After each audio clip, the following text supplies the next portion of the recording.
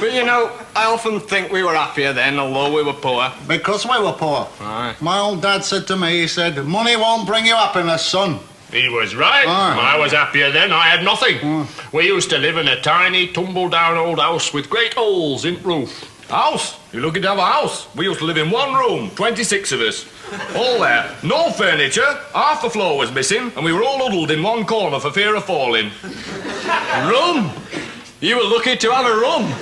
We used to have to live in corridor. Corridor? Oh, I used to dream of living in a corridor. That would have been a palace to us. We used to live in a water tank on rubbish tip. Every morning we'd be woke up by having a load of rotting fish dumped on us. House. Well, when I said house, I mean 'twere only hole in ground covered by a couple of foot of torn canvas. But it were house to us. Oh, well, we were evicted from our hole in the ground. We had to go and live in the lake. Hey, you were lucky to have a lake. There were over 150 of us living in a small shoebox in the middle of the road. Cardboard box? Right. Oh, you were lucky. We lived for 3 months in a rolled-up newspaper in a septic tank. Every morning we'd have to get up at 6, clean out rolled-up newspaper, eat a crust of stale bread, then we'd have to work 14 hours at mill, day in, day out, for 6pence a week. And then when we'd come home, Dad would thrash us to sleep with his belt. Luxury.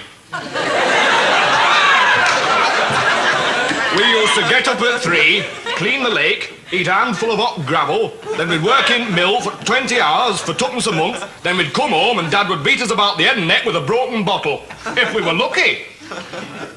Paradise. We had it tough. I used to have to get out at shoebox at midnight, lick road clean, eat a couple of bits of cold gravel, work 23 hours a day at mill for a penny every 4 years, and when we got home, Dad used to slice us in half with a bread knife.